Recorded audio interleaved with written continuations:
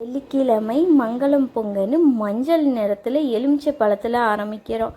இந்த எலுமிச்சை பழம் மாலை எங்கள் அம்மா எங்களுக்காக போட்டிருந்த வேண்டுதலுக்காக வாங்கிட்டு வந்தது. மொத்தம் 101 எலுமிச்சை பழத்தில் மாலை கட்டி இன்றைக்கி கோயிலுக்கு எடுத்துகிட்டு போய் வேண்டுதலை நிறைவேற்ற போகிறோம். அதனால் எங்கள் அம்மா ஹாப்பியாக நச்சு கேட்டுகிட்டே ஒரு வழியாக மாலையும் கட்டி முடிச்சிட்டாங்க. மாலை ரொம்பவே நல்லா பெருசாகவே வந்துச்சு. இது எல்லாத்தையும் பேக் பண்ணிவிட்டு கோயிலுக்கு கிளம்பியாச்சு. இந்த வாட்டி கோயில் செம்ம தடபுடலாம் பாட்டெல்லாம் போட்டு பயங்கரமாக பண்ணியிருந்தாங்க. வெளியில் நிறைய பேர் வேண்டுதல் போட்டிருந்தாங்க. பொருளெல்லாம் வாங்கிட்டு உள்ளே நாங்கள் என்ட்ரி ஆகிறதுக்கு முன்னாடியே எங்கள் அம்மா கோயிலுக்கு போய் வேணுங்கிறதெல்லாம் அரேஞ்ச் பண்ணிட்டாங்க. ஒரு பேரழகியை பார்த்தோம். அது இவங்க தான். இந்த வாட்டி அலங்காரம் ரொம்பவே சூப்பராக இருந்தது. வெச்சக்கண்ணை வாங்க முடியல இந்த பேரழகியை பார்க்க. எக்ஸ்ட்ரா 2 கண் இருந்திருந்தாலும் சூப்பராக இருந்திருக்கும். ஜூம் பண்ணி காட்டுற பாருங்களேன் எவ்வளோ அழகாக இருக்கிறாங்கன்னு.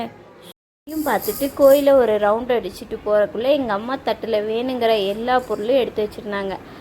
அது கூடவே வீட்லேயே வேப்பிலை மாலையும் சாமிக்கு கட்டி எடுத்துகிட்டு போயாச்சு. தட்டை அப்படியே கொண்டு போய் எல்லா தெய்வங்களையும் வேண்டிட்டு வீட்டில் இருக்க எல்லா பேர்லையும் அர்ச்சனை பண்ண சொல்லி சாமிக்கிட்ட தட்டை கொடுத்தாச்சு. அம்மனுக்கு இந்த வாட்டி பயங்கரமாக சூப்பராக அலங்காரம் பண்ணியிருந்தாங்க. அவங்க முன்னாடி வச்சு நம்மளோட மாலை எடுத்து அம்மனுக்கு நம்ம கண்ணு முன்னாடியே படைச்சி காமிச்சாங்க. அதோடு பார்க்கும்போது ரொம்ப மனநிறைவாக இருந்தது. கண்டிப்பாக எங்கள் அம்மாவுக்கு ரொம்ப சாட்டிஸ்ஃபைடாக இருந்திருக்கும். இந்த சந்தோஷத்தோட சாமியை கும்பிட்டாச்சு. இதுக்கப்புறம் நமக்கு இந்த பிரசாதம்லாம் வச்சு தட்டும் கொடுத்தாங்க. அதையும் வாங்கிட்டு அடுத்த கட்ட நடவடிக்கையாக சாப்பாடு வாங்க போயிட்டோங்க. கோயிலுக்குள்ளே என்ட்ரி ஆகும்போதே நான் போய் பார்த்துட்டு வந்துட்டேங்க. சாப்பாடு செஞ்சிட்டு இருந்தாங்க. அதோட ஸ்மெல் என்ன கும்முன்னு இழுத்துகிட்டே இருந்தது.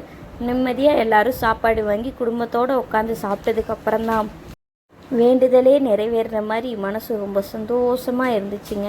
இப்படியே இந்த நாள் நல்லபடியாக போச்சு.